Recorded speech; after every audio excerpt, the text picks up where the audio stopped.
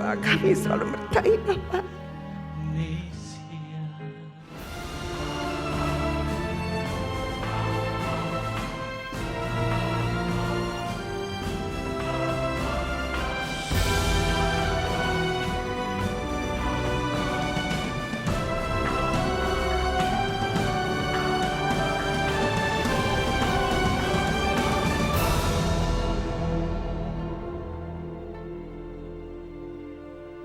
Sosoknya begitu ramah berwibawa, namun bagi lawan politiknya, ia adalah musuh bersama. Puluhan tahun memimpin Indonesia, keharuman namanya seakan tak lagi tersisa. Dialah Soeharto, Bapak Pembangunan, The Smiling General.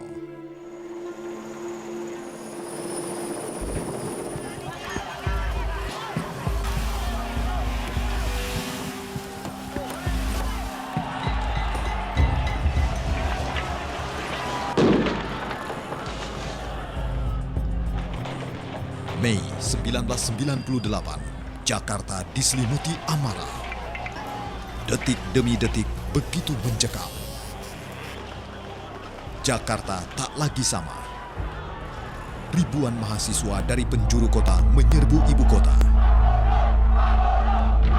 Mahasiswa menuntut reformasi, namun aparat keamanan menjawabnya dengan tembakan. Akibatnya, 4 mahasiswa Trisakti tewas.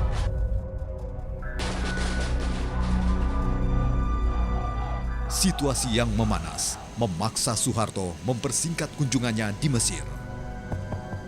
Waktu bergulir cepat, kompromi politik tak lagi menemukan jawaban. Mendapat penolakan dari para pembantu setia dan derasnya tuntutan banyak pihak, Soeharto akhirnya mengundurkan diri.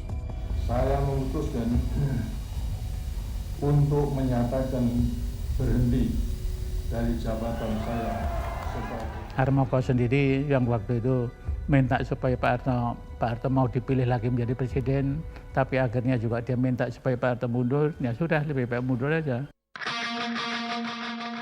32 tahun berkuasa, Soeharto menyerahkan kekuasaannya.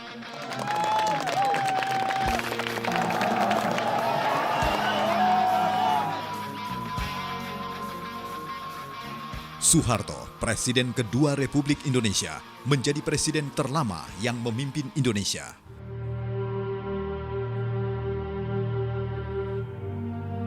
Tak berapa lama setelah pelantikannya sebagai presiden, Soeharto mengumumkan Kabinet Pembangunan pertama. Dari 23 ini, kalau kita lihat keahliannya, 11 sarjana. Sebuah kabinet kombinasi antara para akademisi dan ABRI. Masalah ekonomi menjadi pusat perhatiannya. Soeharto mengangkat para menteri lulusan universitas ternama di Amerika Serikat. Tanggal 1 April 1969, Presiden Soeharto mencanangkan dimulainya Repelita 1 dan pertanian juga menjadi perhatian utamanya.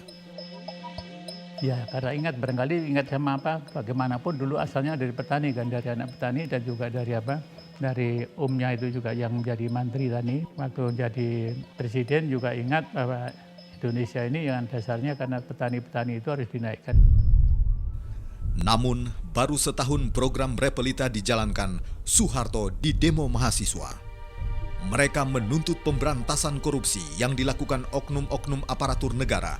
Mahasiswa juga memprotes kenaikan harga minyak yang mencapai 100%. Soeharto berhasil meredam protes mahasiswa kala itu. Ia kemudian menggenjot perekonomian Indonesia dan berhasil menjaga kestabilan politik.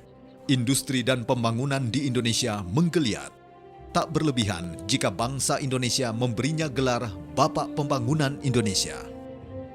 Karena dia bisa menciptakan manajemen pemerintahan yang rapi, dan memang dia menunjukkan keberhasilannya di dalam pembangunan fisik, pembangunan ekonomi.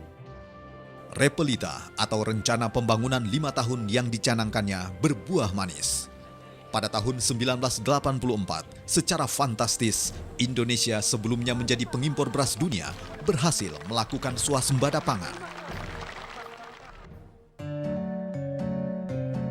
Di bawah kepemimpinannya, Indonesia kembali diperhitungkan.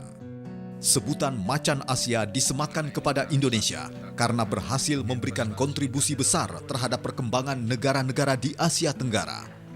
Bahkan Indonesia menjadi salah satu negara yang mempelopori berdirinya ASEAN. Sosok Soeharto menyimpan sejuta pesona.